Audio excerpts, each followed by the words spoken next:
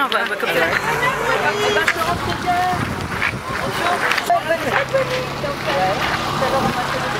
Jean-Jacques.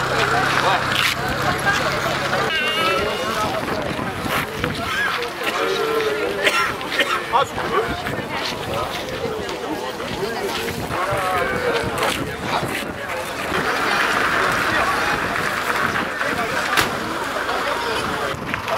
Ils sont là.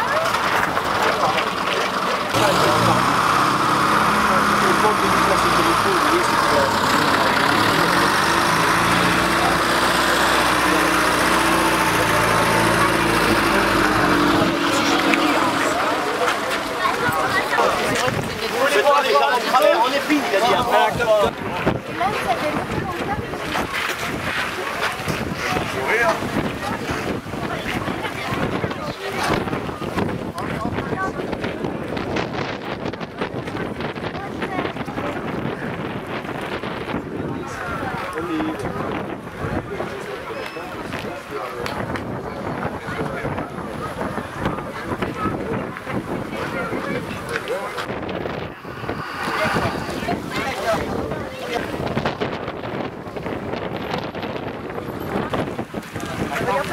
Non, regarde pas.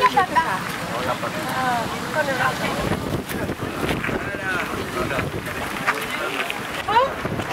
Comment ça peut? Allez, on fait une photo. Ouais. Attends,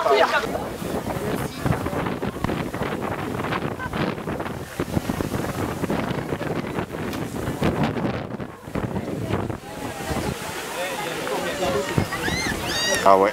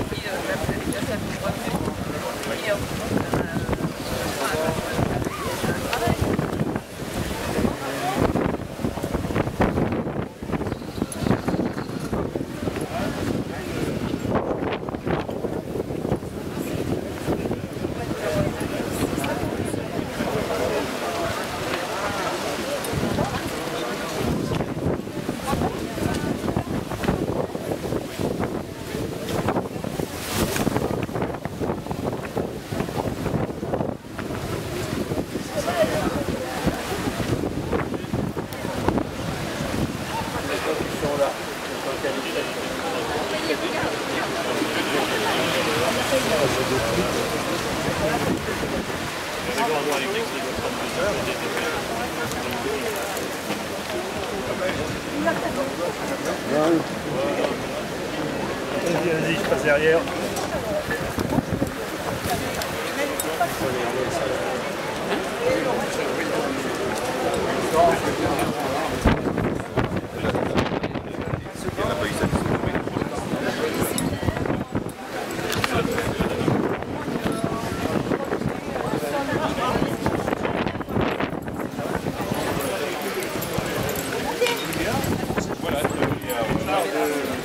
Il n'y avait pas d'histoire là. Il y a une histoire.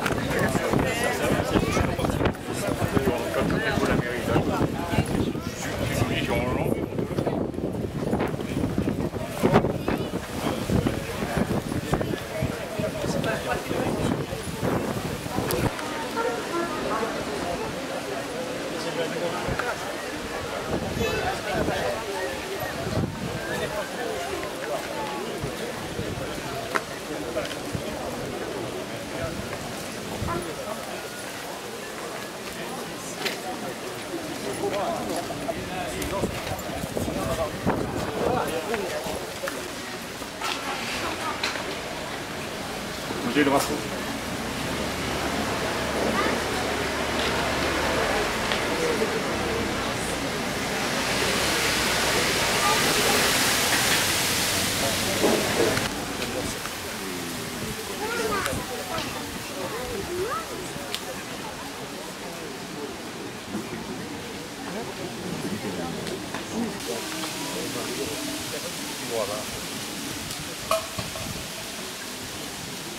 Monsieur le maire, monsieur le député, mesdames et messieurs les conseillers régionaux, monsieur le commissaire, commandant, mesdames et messieurs les adjoints et conseillers municipaux, messieurs les présidents des associations patriotiques, mesdames et messieurs les présidents d'associations, mesdames, mesdemoiselles, messieurs, aujourd'hui, 27 août 2011, nous sommes réunis autour du monument aux morts pour commémorer le 67e anniversaire de la libération de Saint-Mandrier. Occupé par l'ennemi en 1942, le village était devenu une place forte pour celui-ci. Le 27 août 1944, l'armée du général de Lattre de Tassigny a gagné la bataille de Toulon en prenant la presqu'île de Saint-Mandrier, dernier point de résistance. Nous sommes de monsieur le maire. Puis la lecture de la citation de la commune de Saint-Mandrier. Des gerbes seront déposées au pied du monument aux morts. Nous observerons une minute de silence à la mémoire des combattants et des victimes de cette libération.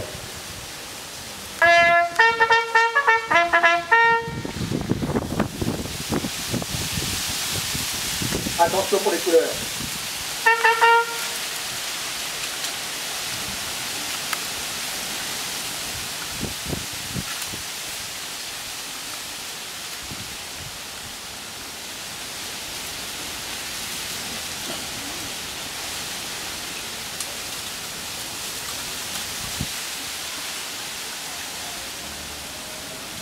Envoyez.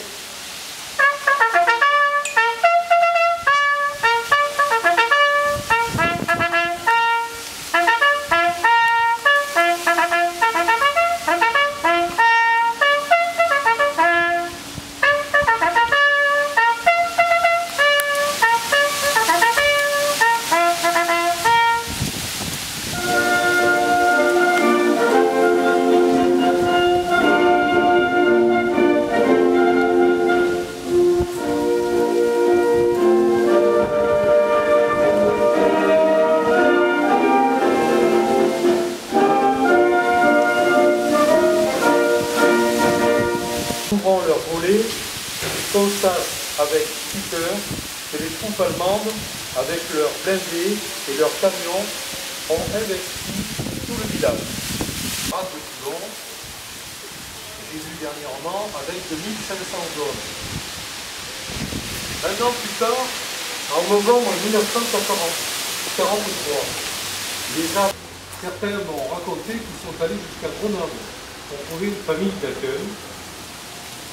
Certains vont dans la famille la plus proche, ont chez des amis. En 1944, les troupes alliées débarquent sur les côtes de Provence à Cavalère.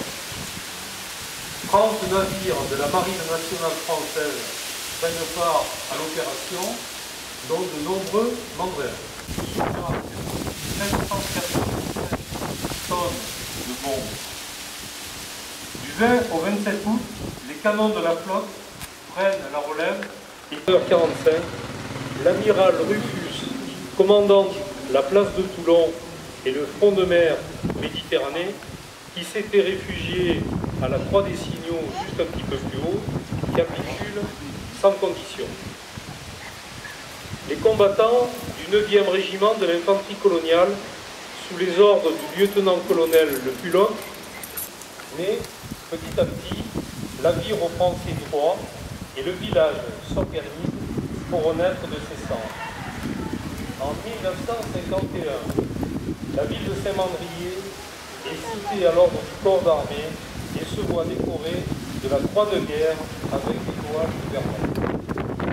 Qui, par leur sacrifice, ont permis à la France de reconquérir sa liberté et de retrouver sa place parmi les grands.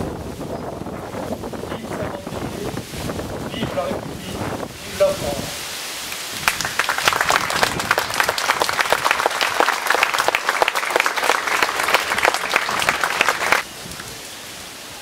le secrétaire d'État aux forces armées et guerre cite à l'ordre du corps d'armée la commune de Saint-Mandrier, située à la pointe extrême du camp de mai 1951, signé Max Lejeune.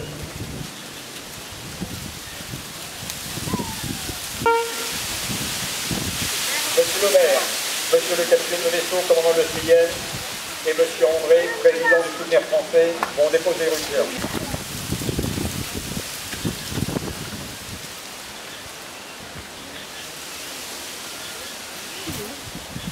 Tony, viens ici.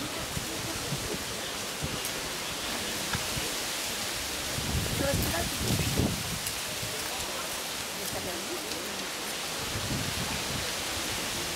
viens là. Au conseiller municipal de Saint-Mandrier vont déposer rupture.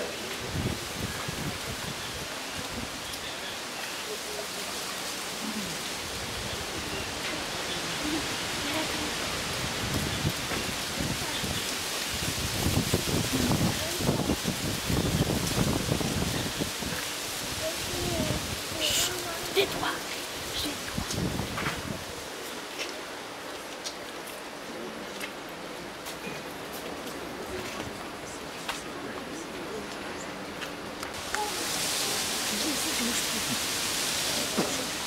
Pas bouger, bougez, pas bouger.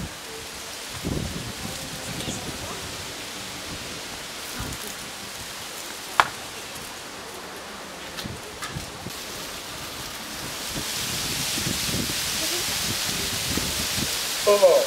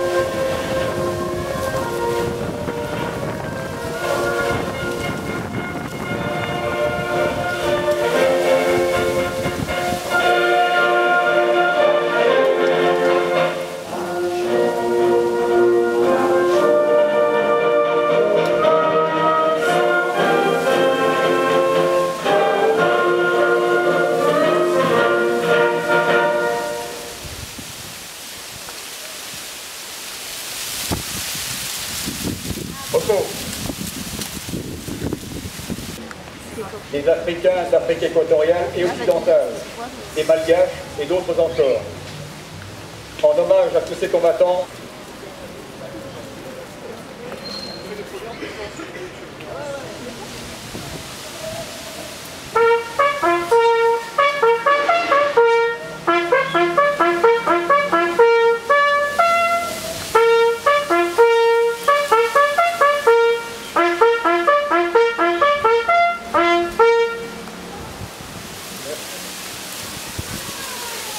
nous fêtons également aujourd'hui le 89e anniversaire de notre monument aux morts.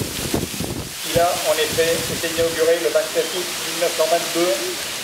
Le choix de l'emplacement sur cette place, s'appelait alors Place du Souvenir, a été décidé par un comité chargé d'ériger le monument. Ce choix a été ratifié par le conseil municipal le 25 avril 1920. Il a été conçu par M. Barthélémy, architecte à Toulon, construit par le maître maçon Jules Bonal et financé grâce à l'institution des habitants du village. Les autorités vont remercier les porte-drapeaux et le service.